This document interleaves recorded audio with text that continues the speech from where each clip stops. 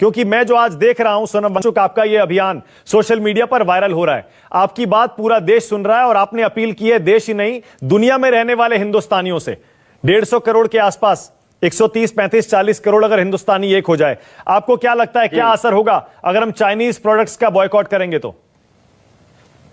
पहली बात तो सिर्फ हिंदुस्तानी नहीं, हिंदुस्तानी जब करेंगे इसे पुरजोर तो बाकी संसार को हिम्मत मिलेगी। इस वक्त पूरे दुनिया में चीन के प्रति बहुत नाराजगी है और जब भारत एक उदाहरण देगा अपनी एक रणनीति से तो सारी दुनिया हमारे साथ होगी। और जब ऐसा होगा तो चीन की हालत बहुत बुरी होगी, क्योंकि उसे डर भारतीय सीमा पर सैनिकों से नहीं लगता है, उसे डर लगता है अपनी जनता से।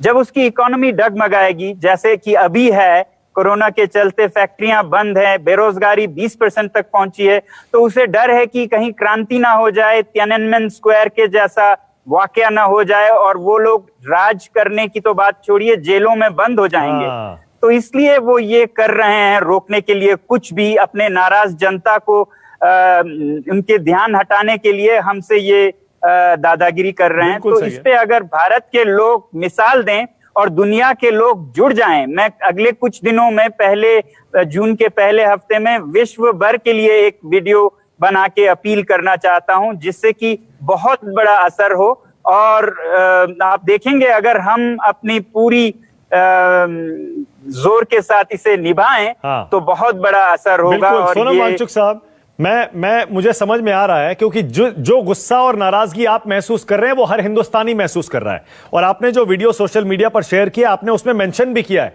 कि कैसे 4 लाख करोड़ से ज्यादा का ट्रेड डेफिसिट है।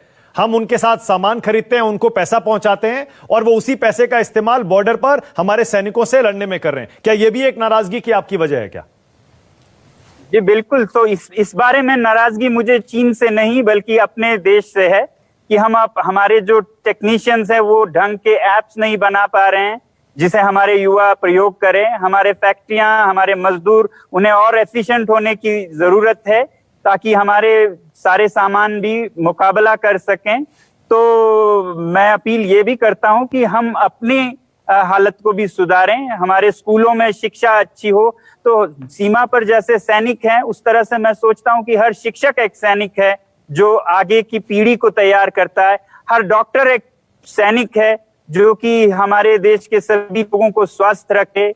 हर पॉलिटिशियन एक सैनिक है जो कि ऐसे अच्छे स्कीम्स और विकास के कार्य करे। और अगर हमारे ये सैनिक कमजोर पड़ते हैं या करप्ट होते हैं तो फिर हम मुकाबला नहीं कर पाएंगे। तो इसलिए भी मैं उम्मीद करता हूं कि नाराज ना होना पड़े। जाहिर है आप कह रहे हैं कि फोन में से सारे चाइनीज ऐप्स हटा दो, चीनी सामान खरीदना बंद कर दो, पर क्या हम इसके लिए तैयार हैं क्या? जैसे आपने कहा कि हम लोग रेडी नहीं हैं, तो हमारे पास क्या उतना टाइम है, उतनी जल्दी हम लोग चीनी सामान और ऐप्स से निजात पा सकते हैं?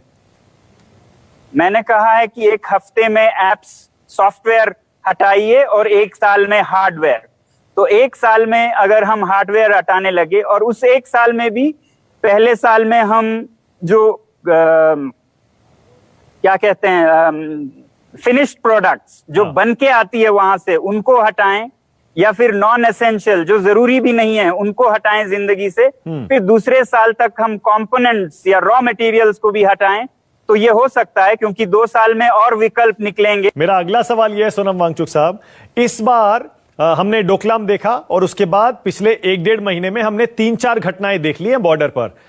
इस बार क्या हालात, क्योंकि आज हमने राजनाथ सिंह का एक स्टेटमेंट भी सुना, उनसे पूछा गया क्या युद्ध हो सकता है क्या, तो उन्होंने कहा हम युद्ध नहीं चाहते लेकिन चीन को ऐसी हरकतें नहीं करनी चाहिए। इस बार की स्थिति भिन्न है, अलग है। क्या इस बार चीन ने बॉर्डर पर हद पार कर दी है क्या? नहीं, कश्मकश है, मगर मैं सोचता हूं कि अगर हम डरें तो ज्यादा युद्ध होने की संभावना है। अगर हम नहीं डरते हैं, सीमा पर भी सही कदम उठाते हैं और नागरिक भी अगर पूरे निकल के आते हैं, जो जैसा आह्वान अभी दिया गया है बॉयकॉट मेड इन चाइना, तो उन्हें बहुत सोचना पड़ेगा। तो उन्हें ये वॉर, ये जंग बहुत महंगा पड़ेगा। नहीं तो उन्हें एक सॉफ्ट टारगेट लगेगा जिसे धकेल दो, खदेड़ दो, कुछ नहीं होता, उनके देश के अंदर की समस्याएं सुलझती हैं। तो हिम्मत ज्यादा माने